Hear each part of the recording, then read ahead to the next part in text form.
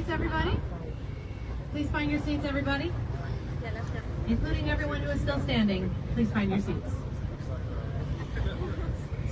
All right, everybody have a seat. Because this is a low bridge we're coming up to. Let's get started. So, you guys are about to pass under a bridge that you should know by now from what I've taught you is a single leaf bascule bridge. Bascule because it opens up like a seesaw. Single leaf because it opens up from one side. And now this is the second part of our three-part tour extravaganza. So we're going to start adding a little bit of spice to the recipe. The fact that the truss, all these beams up there, the fact that the truss is fully on top of the deck of the bridge and then connects and you can go right through it, makes it a through truss. The fact that you can't see the counterweight, that it's hidden in a well underground on the left, makes it a fixed trunnion. So you're actually about to pass under a single leaf fixed trunnion through truss bascule bridge from 1909. This is also where the Great Flood of 1992 started. This is also the infamous Dave Matthews Bridge. If anyone's ever heard of that or you don't know what it was, ask me at the end of the tour. Now right after that, this is an old railroad bridge from 1908, a Strauss single-leaf bascule bridge, the old Chicago and Northwestern Railroad Bridge. Now we have not used this in about 20 years, not since the Sun Times pulled out of River North. So the question is always, then why don't you take it down? 3 reasons. Number 1, that would be expensive. Number 2, it's actually been protected as a Chicago landmark since 2007. And number 3, it makes for really good wedding pictures. Now like, what? Really? You gotta use your imaginations.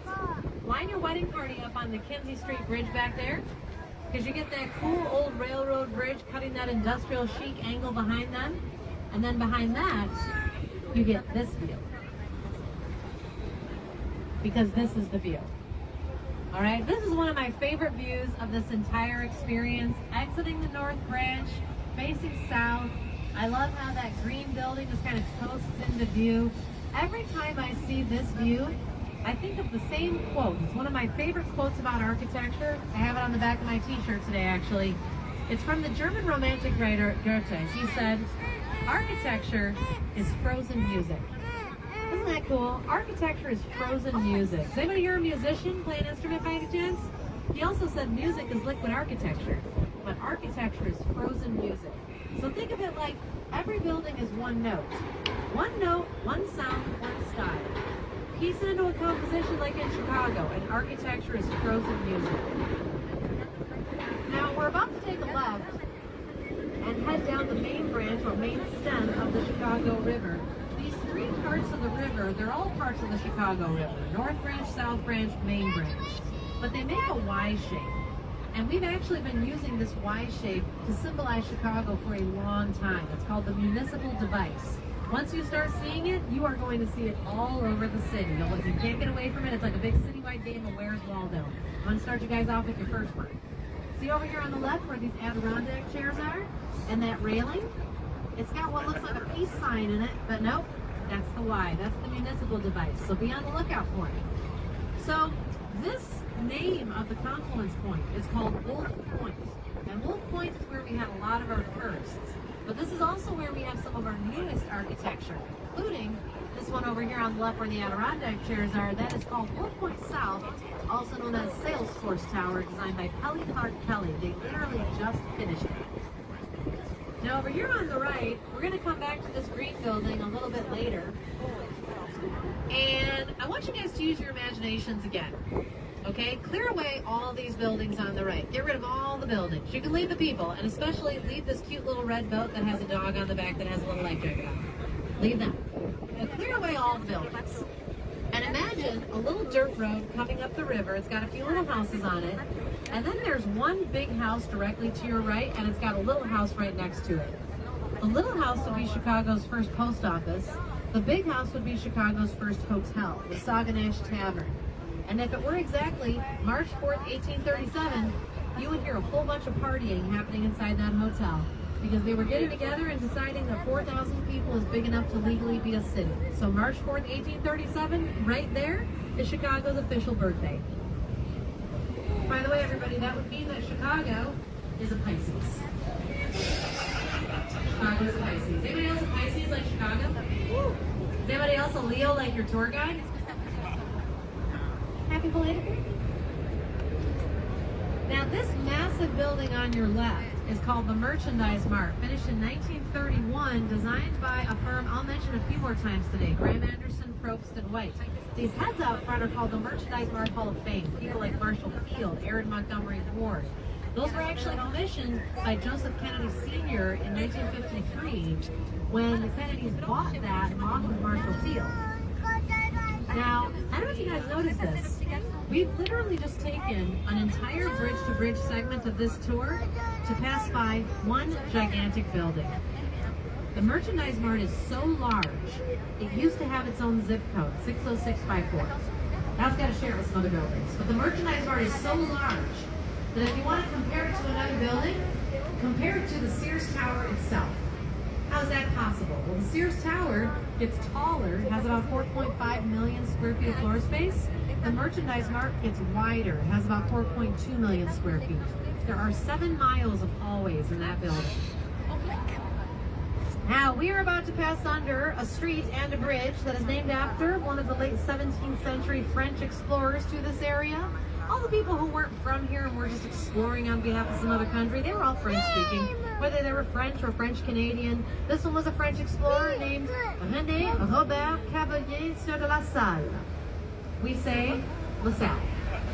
And just after that on the left, this brick building gives you a good idea of how we used to build buildings on the Chicago River. We used to line the Chicago River with warehouses like this one. This is the old Reed Murdoch warehouse from 1913, designed by George C. Nimitz. Now think about it. We used to line the river with warehouses like this, and we would use the river to transport products and to get rid of waste. That meant that the river got so dirty and polluted in the 1800s, as Chicago was growing industrially as a city, that during the fire of 1871, the river literally caught fire itself. Think about that a second. What is meant to put out fire, water, is so filthy, it's flammable. That's pretty nasty. And then that nasty water was naturally dumping out into our water supply, Lake Michigan. Okay? So we were basically poisoning our own water supply. We had to clean that up somehow. How do we do that? Well, we simply in 1900 opted to reverse the entire direction of the river itself. Still reversed to this day. How do you reverse the flow of a river?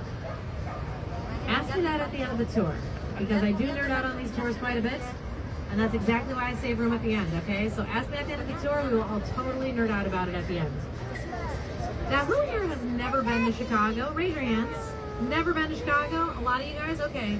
Even if you've never been to Chicago, you've seen these corncob buildings coming up on the left. These are iconic Chicago buildings. If we have a movie or a TV show or even a commercial in Chicago and we want you to know you're in Chicago, there's a few things we put in the background. Sears Tower, the L, our elevated train system, and these corncobs, right? So these are called Marina City because you see they have a little marina down at the bottom. Above the marina, you're going to see some restaurants. The House of Blues is tucked back there as well. Above that, professional valet parking. They do not trust people to park their own cars here anymore. And above that, places to live. So the idea that this architect, Bertrand Goldberg, had when he was building those in the 1960s, he saw people leaving the city to go and live in the suburbs. And he knew if the city bleeds people bit by bit to suburban flight, it's going to die.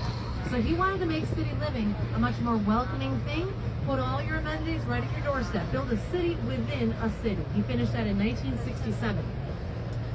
Now, given that cool curvilinear shape of his buildings, it also makes sense that he said this. He said he wanted to stage a revolt against the straight line, right? Well, and then he kind of thought that having curves in his buildings would make his buildings more welcoming because you're not going to find a straight line in nature, right? Everything's got a little bit of a curve to it. But you know who really likes the straight line? His teacher, his mentor, who actually gave us this black box on the left. That's right across the street. Teachers' building, students' buildings, I think they felt a little differently about architecture, don't you? So this black box is from 1971. This is the old IBM building, and it's a fantastic example of that just-the-cake modernist style. Nowadays it is half offices, half Langham Hotel, an absolutely stunning hotel lobby if you get a chance to check it out. But this is actually a landmark building because it's the very last one that was designed by that world-famous German architect, Ludwig Mies van der Rohe. Now, Ludwig Mies van der Rohe